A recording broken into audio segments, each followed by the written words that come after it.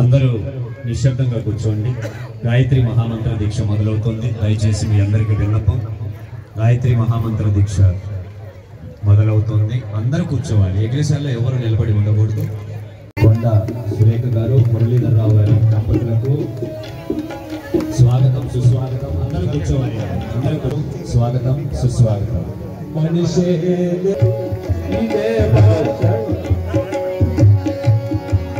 అఖిల విశ్వ గాయత్రి పరివార తరపు నుంచి శుభాశిస్సులు. స్వాగతం, సుస్వాగతం తల్లి. పరబ్రహ్మ తస్మై శ్రీ గురువే చరాచరం తత్పదం దర్శితం యేన తస్మై శ్రీ గురువే నమః. ఓం భూర్భువః స్వః తస్సవితుర్వరేణ్యం భర్గో దేవస్య ధీమహి ధియో యో నః ప్రచోదయాత్.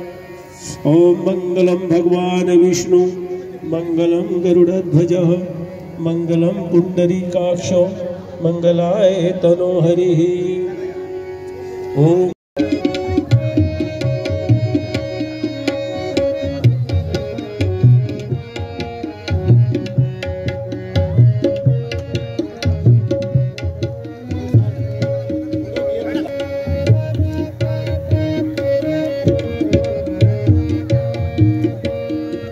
ఈరోజు మనం చూస్తున్న ఈ మహా దృశ్యం ఏదైతే ఉందో 108 కుండాలతో జరుగుతున్న గాయత్రి మహాయజ్ఞం భౌతికంగా మాత్రమే కాక ఆధ్యాత్మికంగా కూడా ఇది ఒక అసాధారణమైనటువంటి యజ్ఞం. ఇలాంటి మహాయజ్ఞాలు ప్రతి యుగంలో, ప్రతి సమయంలో సమాజానికి ధర్మబలం, వైదిక శక్తి, శాంతి, శ్రేయస్సు అందించడానికి జరుగుతూ ఉంటాయి. 108 కుండాల ప్రాముఖ్యత ఏంటంటే 12 రాశులు, 9 గ్రహాలు, ఈ రెండింటిని మల్టిప్లై చేస్తే వచ్చేది 108. మన శరీరంలో కూడా 108 నాడులు హృదయానికి సంబంధించినవి ఉంటాయి. హిందూ ధర్మంలో 108 దైవ తత్వాలు ఉంటాయి, 108 శక్తి పీఠాలు ఉంటాయి, 108 నామాలు ప్రత్యేక స్థానం కలిగి ఉంటాయి. మరి 108 కుండాలు మనిషి శరీరం, ప్రాణం, మనసు మరియు ఆత్మను సూచిస్తాయి. ప్రతి కుండలో నిప్పు వెలగడం అంటే మన అంతరంగంలో జ్ఞానాన్ని వెలిగించడం అని మరి అర్థం వస్తుంది. గాయత్రి మంత్రం యొక్క దివ్య శక్తి ఈ మహాయజ్ఞానికి హృదయధార గాయత్రి మంత్రం. ప్రతిరోజు ఒక దినచర్యగా పెట్టుకుంటే, అంటే దేవుడి ముందు కూర్చొని చదవాలని ఏమీ లేదండి. మనం ఒట్టిగా కూర్చున్నప్పుడు చదువుకోవచ్చు, వెహికల్లో జర్నీ చేసేటప్పుడు చదువుకోవచ్చు, ఎప్పుడైనా కూడా చదువుకోవచ్చు. అది చదువుకోవడం వలన మన మనసు ప్రశాంతంగా ఉండడమే కాకుండా మనకు ఎటువంటి మరి ఇబ్బందులు కూడా రాకుండా ఉంటాయి అనేది అందరూ కూడా నమ్మిన సూత్రం అది. మరి ఈ మంత్ర జపం వల్ల అది చెప్తున్న మనసు శుద్ధి అవుతుంది, వివేకం పెరుగుతుంది, జీవితంలో వెలుగు, విజయం, శాంతి పెరుగుతుంది, కర్మల దోషాలు కరుగుతాయి, వాతావరణం పావనమవుతుంది.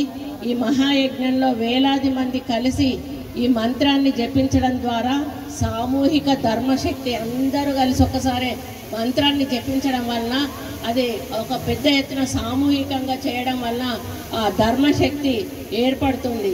ఈ శక్తి వ్యక్తిగతంగా మాత్రమే కాదు, సమాజం మీద మొత్తం మీద కూడా ప్రభావం చూపిస్తుంది. ఏదో ఈ ప్లేస్ వరకే కాదు, ఇది మొత్తం సొసైటీ మీద కూడా ఈ యొక్క సామూహికంగా చేసే కార్యక్రమం వల్ల ఒక శక్తి ఏర్పడుతుంది అనేది కూడా మనం గమనించాలి. ఈ యజ్ఞం చేసే ప్రభావం ఏంటంటే గాలి శుద్ధమవుతుంది, అదేవిధంగా వాతావరణంలో సూక్ష్మ శక్తులు మరి మారుతాయి, అదేవిధంగా ఇళ్లలో శాంతి పెరుగుతుంది, కుటుంబంలో ఏకత పెరుగుతుంది. అంటే మన చిన్న చిన్న గొడవలు అవి ఏమైనా ఉన్నా కూడా అవి తొలగిపోయి మరి కుటుంబంలో శాంతి కూడా పెరుగుతుంది. శాంతి సాధనా శక్తి, దేశానికి శాంతి మరియు అభివృద్ధి. గాయత్రి తల్లి కటాక్షం ఉంటే అసాధ్యం కూడా సుసాధ్యం అవుతుంది అనేది కూడా మరి ఈ యొక్క దాని ద్వారా మనకు తెలుస్తూ ఉంది. ఈరోజు ఈ పవిత్ర వేదికపై 108 కుండాల ఈ మహాయజ్ఞం ద్వారా మనమందరం ఒక్కటై అగ్నిదేవునికి వేదమాత గాయత్రీదేవికి మన హృదయాలను, మన కర్మలను, మన సంకల్పాలను సమర్పిస్తున్నాం.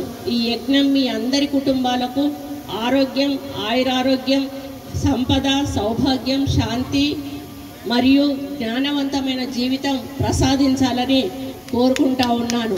గాయత్రి మాత మనందరినీ కూడా ఆశీర్వదించాలి.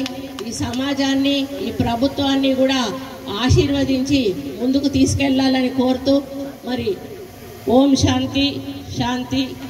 జై గాయత్రి మాత.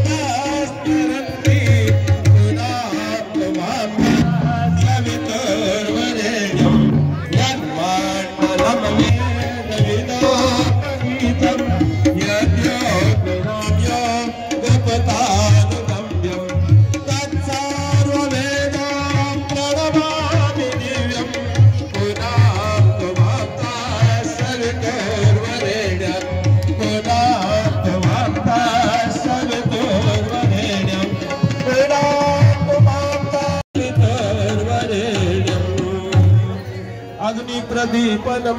ఇప్పుడు అగ్ని ప్రదీపం చేస్తున్నాం. అగ్ని మనం వెలిగించగానే పైకి వెళ్తుంది కనుక మనం కూడా అగ్ని ఎలా అయితే పైకి వెళ్తుందో కష్టాలు వచ్చినా కూడా మేము ధైర్యంగా ఎదుర్కొంటాం భావం చేత ఈ మంత్రం చదువుతున్నాం సేపు కుడి చేత అగ్ని విసురుతూ ఉండండి. ఇసురికారు ఇసురండి లేదా కుడి చేత విసురుతూ ఉండండి.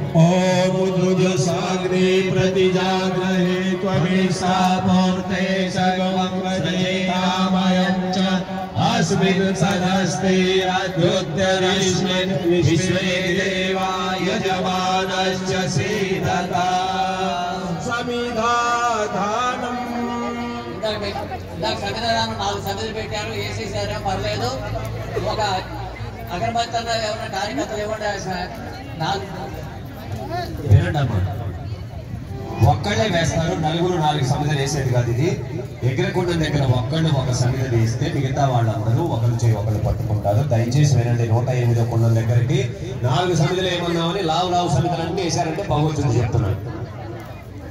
ఒక సమిధ సన్నగా ఉన్న సమిధని స్వాహ అన్నప్పుడు ఆవు నెయ్యిలో అటు ఇటు ముంచి అగ్నిలో వేయండి.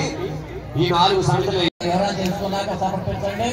మొదటి సమితి వేస్తున్నామంటే మనందరం బ్రహ్మచర్య, గృహస్థ, వానప్రస్థ, సన్యాసాలు అలాగే ప్రతిసారి 2 వైపుల నేతుల ముంచి మీ మీద పడకుండా తిరగరించి ఈ విధంగా పట్టుకొని తర్వాత మంత్రం అయితే స్వాహ అన్నప్పుడు ఎత్తుకుంటూ వేయాలి. అలా ఒకరి చేతి పని చేస్తుంటే ఒకటిగా